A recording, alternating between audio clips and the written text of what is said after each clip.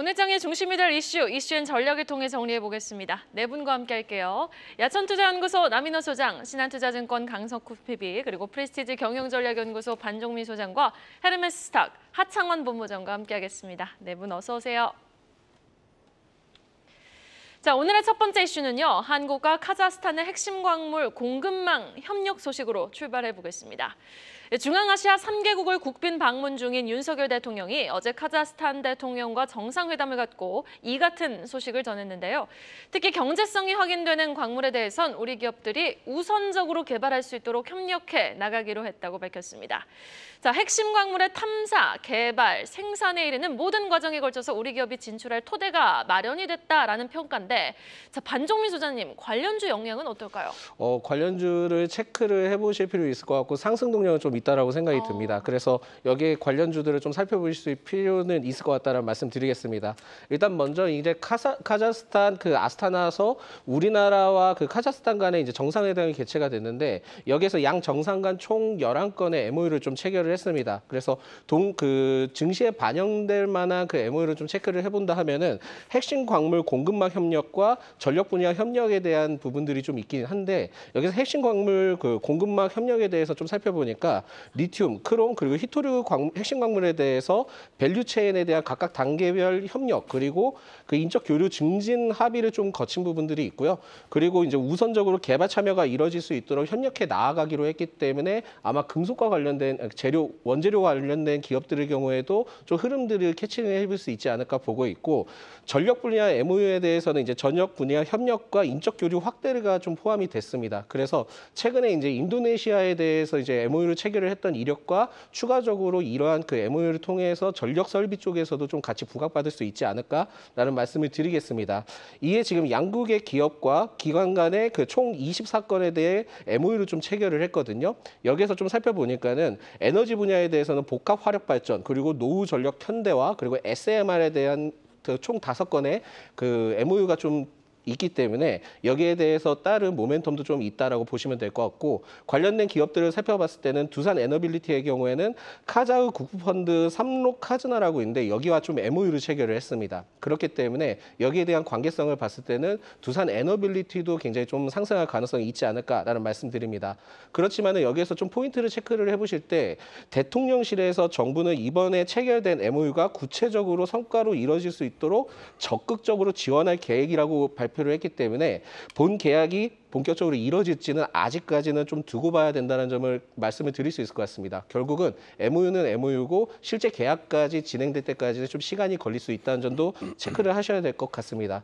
그렇지만은 최근에 이제 인도네시아 전력 분야 기술 신사업에 대해 공동 추진 그 MOU를 좀 체결을 했던 이력이 있기 때문에 이러한 모멘텀까지 지금 계속 좀 이어진다 한다면 지금은 뭐 두산 에너빌리티도 좋지만은 한전 산업과 재룡 산업 전력 설비주도 같이 좀 유효해서 주가 상승을 견인할 수 있겠다라는 말씀 드리겠습니다. 네, 전력 관련주, 설비주 계속 기회들이 있네요. 자, 우리 기업들이 카자흐스탄과의 협력을 통해서 큰 성과를 거두기를 기대하겠습니다.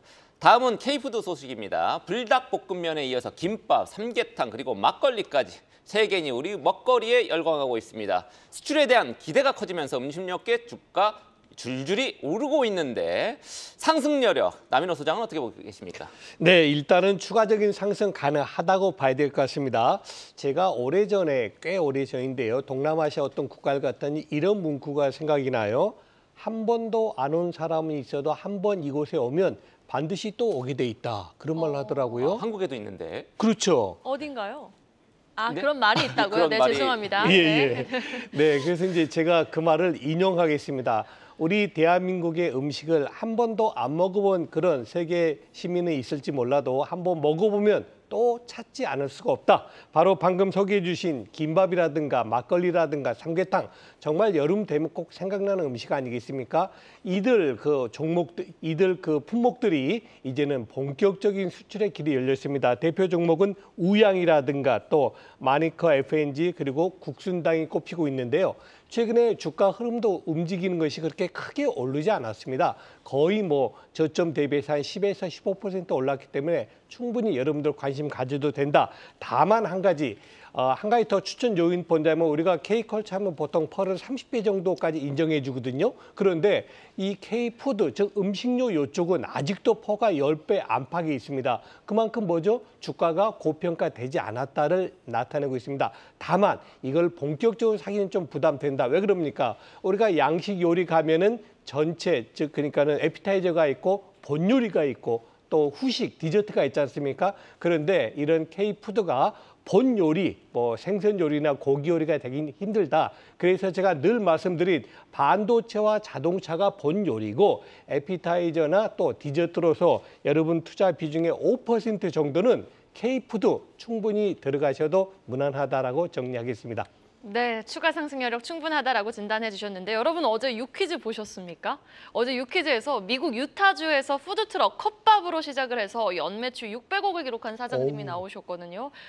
저는 어제 그걸 보고 확실히 이제 가장 한국적인 것이 가장 세계적인 세상이 도래한 것 같다. 주인이 한국인이세요? 네, 맞습니다. 한국인이 직접 가서 창업을 하셨는데 이제 연매출 600억을 달성하는 것을 이제 말씀을 해주셨습니다. 이렇게 K푸드 바람 타고 음식료주의 추가 상승 여력 함께 응원해 보도록 하겠습니다. 다음 이슈입니다. 한미 반도체 소식도 우리 짚어봐야겠죠. 한미 반도체의 주가가 어제 장중에 9% 넘게 급등하면서 LG전자의 시가총액을 넘어섰습니다. 시총 20위로 이제 진입을 한 건데. LG가 너무 안 오른 거 아닌가요? 그것도 그렇고요. 이제 한미 반도체 또 너무 잘 갔던 거죠. 자, 이렇게 신고가를 새로 쓰면서 파죽지세 양상을 보이고 있는 한미 반도체. 주가 상승 배경 어디에 있는지 또 향후 추가 상승 여력은 어떨지 이번에는 강석훈 PB께 들어볼게요. 예. 결론적으로 좀 그 한미 반도체 말씀을 좀 드리자면은 기업 자체는 계속 긍정적으로 바라보기 때문에 계속 들고 가셔도 좋다 이렇게 말씀드리고 싶습니다. 어제 한미 반도체가 장 막판에 급등한 이유로 이 삼성전자 납품에 대해서 보다 구체적인 이야기들이 좀 들려온다. 이런 이야기들이 나왔거든요. 그러면서 이제 프로그램 매수라고 하는 것이 본격적으로 달라붙게 되었고 이와 함께 장 막판으로 가면 갈수록 삼성전자도 이제 크게 큰 건 아닌데 이제 1.3% 가량 올랐던 걸로 기억합니다. 물론 이와 관련해서는 아직 결정된 바는 없습니다. 다만 한미 반도체의 TC본더라고 하는 것이 SK하이닉스에 납품되고 이후에 이 수율이라고 하는 것을 극적으로 끌어올렸던 경험들이 있기 때문에 지금 굉장히 급할 수밖에 없는 삼성전자 입장에서는 굉장히 땡큐다라고 할 수 있겠습니다. 수장도 이제 삼성전자가 바뀌고 나서 기조가 많이 바뀌었기 때문에 손을 앞으로 잡을 가능성이 많다 이렇게 정리하고 싶고요. 무엇보다도 앞으로 향후 긍정적으로 바라볼 수밖에 없는 이유를 총 두 가지로 말씀드리고 싶습니다. 첫 번째는 이제 6월 7일 정도에 SK하이닉스양 듀얼 본더 공급이라고 하는 내용들이 나왔었는데 이에 대해서는 조금 더 자세히 바라볼 만한 내용들이 분명히 남아있다 이렇게 정리하겠습니다. 이미 계약 공시를 했습니다. 또 이렇게 늘어난 수요에 맞춰서 생산 능력을 올해는 이제 월 22대부터 내년에는 월 33대까지 크게 확대한다라고 하거든요. 그리고 이제 이번 SK 하이닉스양 수주만으로도 내년 매출 1조 원을 달성할 수 있다라고 하는 것이 점점 기대됨에 따라서 영업이익률도 이 매출액의 40%에 달하는 4,150억 원을 예상된다 이런 얘기들이 또 나오고 있거든요. 따라서 지금의 밸류에이션 자체가 뭐 PER이 83배라고 얘기가 나오고 있지만은 사실상 내년에 이제 영업이익이라고 하는 걸 끌어오게 된다라고 한다면은 사실상 요 가치 자체는 동종업계 PER인 40배와 크게 다르지 않기 때문에 고밸류를 충분히 이해할 수 있다 이렇게 말씀드릴 수 있겠고요. 또 무엇보다도 현재 구축한 엔비디아 밸류체인이라고 하는 것이 체인 내에서 이 한미 반도체의 역할이 점점 더 공고해질 것이다라는 점에 있어서도 한미 반도체는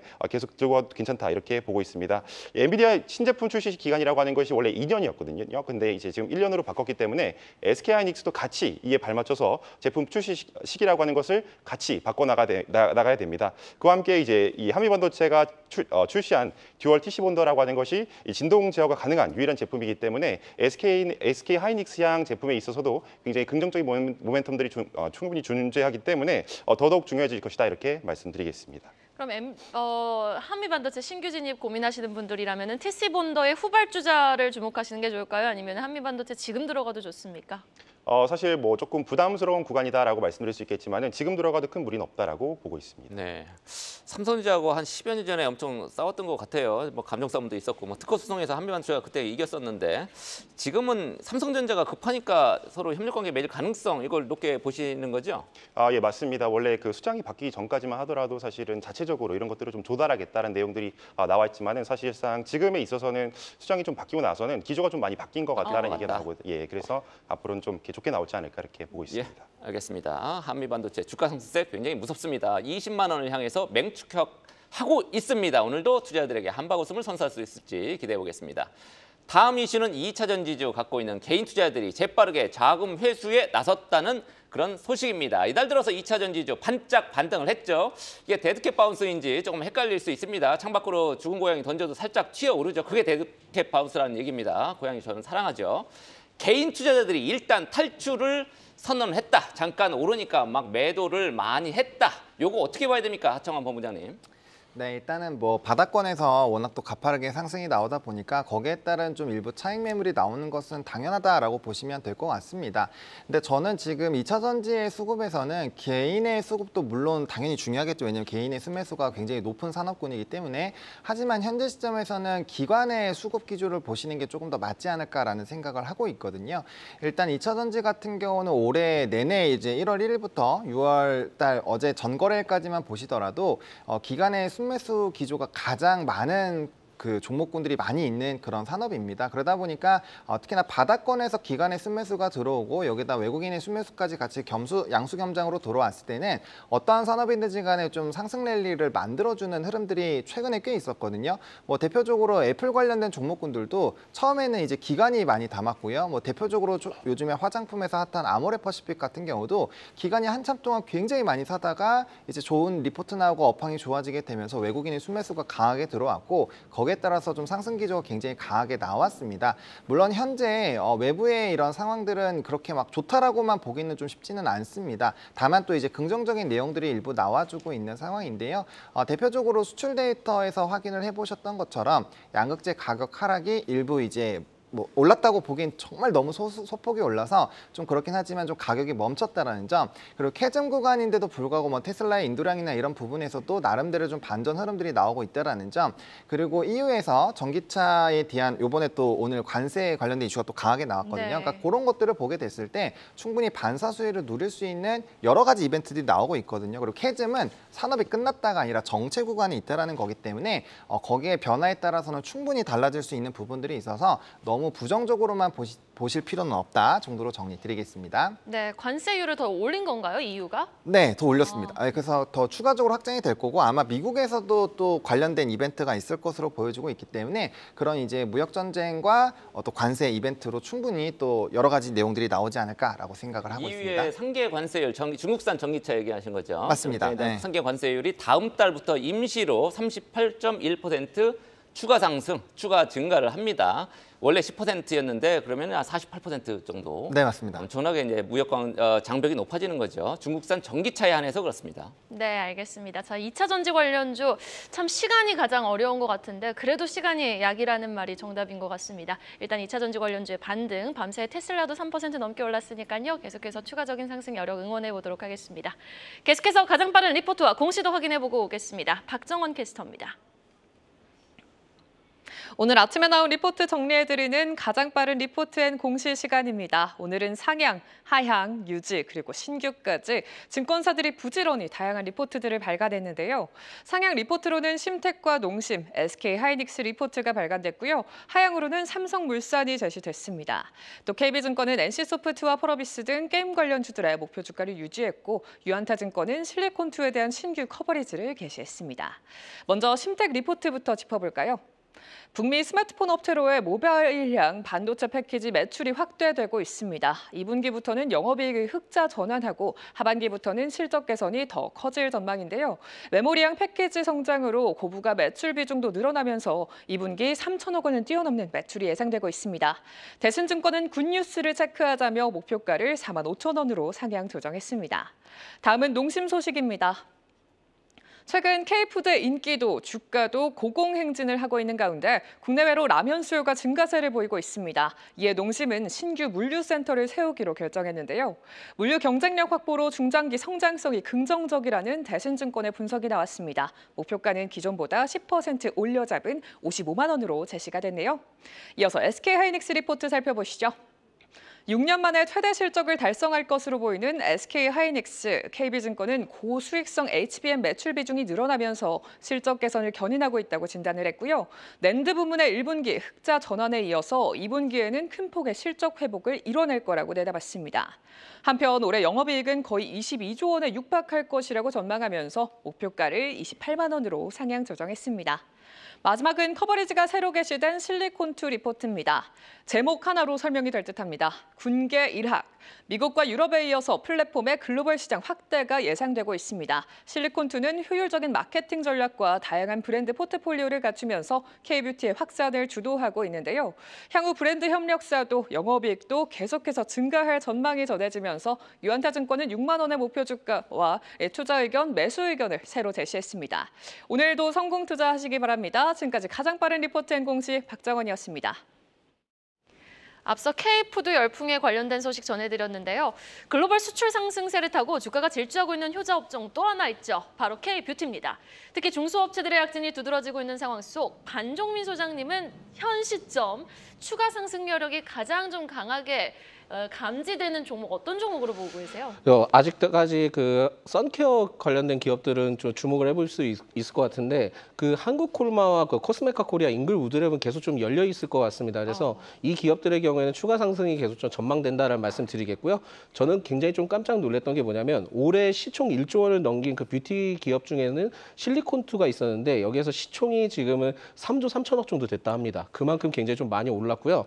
말도 안 되게 올랐죠. 예, 그러면서 CNC 인터내셔널과 심지어 VT도 시총이 1조가 넘습니다. 그만큼 지금은 화장품 쪽에 굉장히 매수세도 많이 몰리고 있고 성장 가능성을 계속 좀 예측을 하고 있기 때문에 이 점이 굉장히 좀 특징적이다라는 말씀드리겠는데 이러한 현상들을 좀 보여주는 것은 결국 온라인 시장의 K뷰티 수출 증가를 좀 포인트로 두고 있고요. 5월까지 올해 화장품 수출을 봤을 때는 39억 달러 정도 되는데 이게 전년 동기 대비 19% 증가를 했고 1월부터 4월까지 지금 수출의 기준을 보면은 비중별로 중국 쪽은 좀 감소를 했습니다만 미국과 일본 쪽에서는 증가를 했던 부분들을 봤을 때 결국은 비중국화를 한 것이 화장품주에 굉장히 엄청난 포인트가 됐다라고 보시면 될 것 같습니다.